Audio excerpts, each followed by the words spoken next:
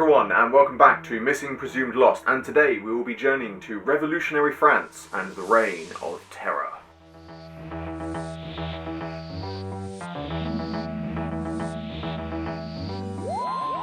As good as Doctor Who's early historical stories are, there is always a sense of limitation to them. After all, there is only so much impact that the Doctor and his companions can have on established historical events. Unfortunately for the Reign of Terror, this does somewhat show at times, with a large portion of the event being dealing with the TARDIS team being separated. This does present some interesting side stories, but at the same time, it feels like we're watching a story that is rather set at the same time as the French Revolution, rather than dealing with the French Revolution itself.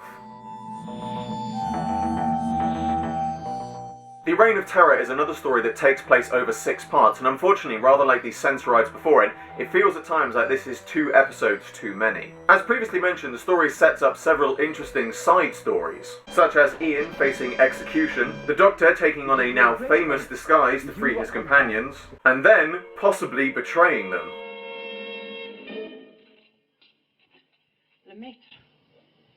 Your friend has betrayed us! And yet at times, these smaller side stories feel rather like filler trying to build up a 4-part story into a 6-part story. Shooting on location is something that almost every television or movie production will do at some point, and for Doctor Who, the Reign of Terror was its very first instance of this. The shots of the Doctor walking through Paris, which were actually filmed in Buckinghamshire, are the first instances of Doctor Who filming on location. Although interestingly, William Hartnell wasn't present during the filming of these scenes. Actor Brian Proudfoot, who also had a small cameo as a Parisian citizen in this story, doubled for Hartnell on location. According to Carol Ann Ford, Proudfoot also attended the studio recordings in order to shadow Hartnell and study his walk and movements for the location shoot, allegedly much to the great annoyance of William Hartnell. Whilst for me this story has its faults, the animated reconstructions of missing episodes 4 and 5 are truly amazing. So far of all of the animations we've seen, my favourite style has been that of the invasion. However, the very fluid and very natural movements of the reanimated actors in this serial are a fantastic help and bring the action back to the episode on screen. Whilst it's perhaps not the exact animation style I would personally prefer to see, you can certainly see how this style could be developed for future animations.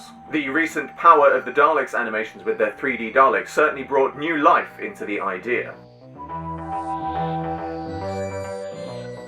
As I'm sure many Whovians would agree, I would love to see all of the missing episodes found. However, the fact that 2 episodes are missing from this story is in fact what I believe makes it worth seeing. As I said before, some of the more longer than 4-part stories can be rather hit and miss, and as a whole story, I would have to regard the Reign of Terror as a miss. But as 2 of the original 6 episodes are missing, it does at times feel like I'm watching a 4-part story with a bonus 2 animated episodes. The fact that the episodes are animated is what helps keep the story alive and keeps you interested into what's happening on screen, something I feel that wouldn't happen if the story was complete. So for the first, but probably not the last time, I would highly recommend this story simply because I otherwise wouldn't recommend it. And that brings to a close another Missing Presumed Lost. As always, I hope you enjoyed this video. Like, favorite, subscribe, share, it really helps me a lot, and be sure to check out the description below for a link to my Patreon. There is an exclusive webcomic and rewards for people who support it, and the funding generated by my Patreon helps me fund future videos. I salute you all, and I will see you in another video